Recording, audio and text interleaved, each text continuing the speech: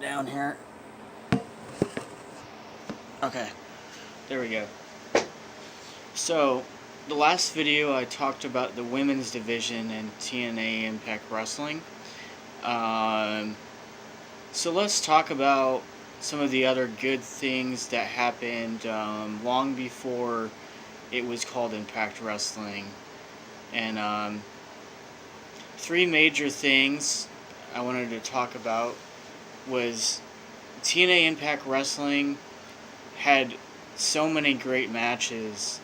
I mean, we're talking about the X Division, Ultimate X, the tag team tournaments, the Battle Royals, Knockouts Knockdown, which was one of the very first ever all-female wrestling pay-per-views where we got such things as like knockouts, cage matches, Battle Royals. Karen Jarrett was obviously in charge of the division for a while. Brooke Hogan was as well. And let's go way far back in time, actually, to when it was NWA TNA. When you had all different sorts of types of people who were getting involved in the company, anywhere, all over the world. I mean, they had talent from Japan that came over. Ultimo Dragon was in TNA for a short time. I mean, at the beginning, Ken Shamrock, and then Team Canada obviously came out of the middle of nowhere. Petey Williams was a phenomenal talent that they had. I mean, Chris Sabin, Alex Shelley, the list goes on and on. Abyss, Raven, Mick Foley was involved in the company for a short period of time.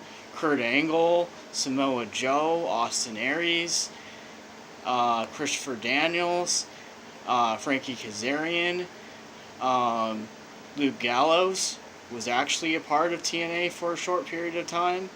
The Dudleys were. Magnus, as he's coming back to the company. Eric Bischoff was also involved in it. And then obviously Russo in the beginning kind of handled that situation with the backstage stuff. Dixie Carter, and let's give Dixie Carter some props, you guys. She had to take this company and try to reinvent it after all that success that had happened, from 2002 until about 13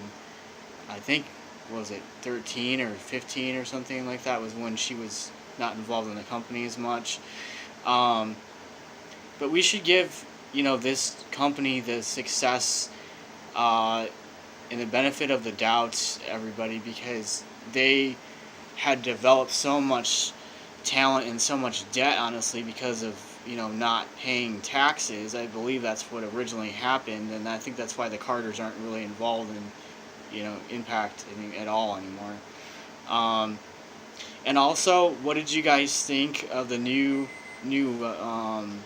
brand, honestly? What do you think about Impact Wrestling now? Obviously, Lashley is still there, EC3. They still have quite a bit of, young talent. They have a decent Knockouts division that's developing. Actually, Rebel just came back, so that should kind of help that situation out. But they could go either way. I mean, it could be a huge success with the Jarretts involved, or it could be a huge flop and the company could end up getting bought out. And let's face it, there's been so many times over the last 4 or 5 years that we don't really know what's going to happen with the company. I mean, I thought it was great when they had Billy Corgan involved in the company because you had, a popular culture figure to help promote your brand, and they just kind of dropped the ball on that too. So, yeah, you have some good people coming into the company to try to, correct the mistakes. I just hope that they don't get rid of the X Division. And I really hope they don't get rid of the Knockouts division either. I think that that's kind of what helped build the company, honestly. I mean, AJ Styles and Samoa Joe originated Ultimate X, obviously, with the younger talent then, too. Um, and then, what is your opinion about Del Rio being in TNA? Is this really going to be good for the brand? Or could we possibly have another situation where he gets overpaid and doesn't work half the matches that he's supposed to be working?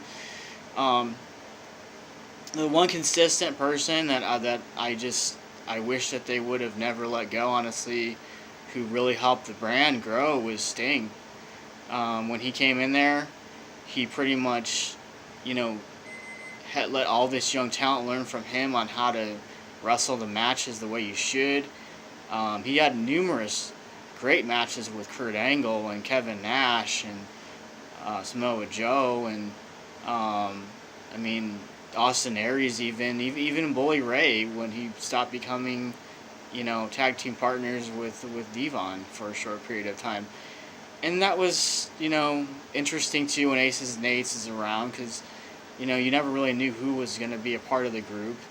Um, but I think they dropped the ball when they let Styles go, and Daniels, and Joe too.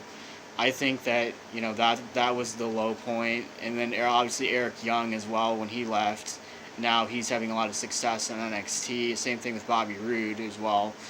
Um, so this is just a video that's thanking TNA for all the great years, and pretty much just trying to figure out where the company is heading up from this point on, and what's going to happen with the international contracts with the foreign promotions like NOAH and AAA, Mexico.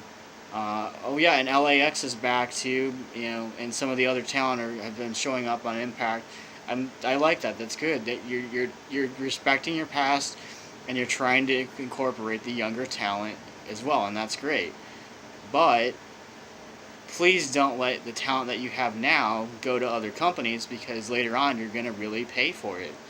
Um, and I think they did that with the Hardys because they had that great tag team for all those months, and it really helped build the tag team division. And now where's that going to go? I mean, you have Decay and you have LAX and you have Reno Scum and you have some of the younger talents, but you need to build on it. You can't just let it sit there and act like it's going to sell itself. No, you have to do something about it. So we'll see what happens in the year 2017 and 18 and forward with the company.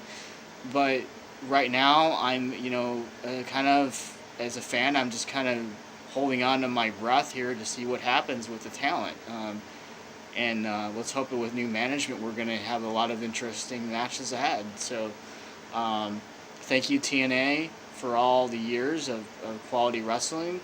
And let's hope that you have a great future. So, yeah, that's where I'm at with that.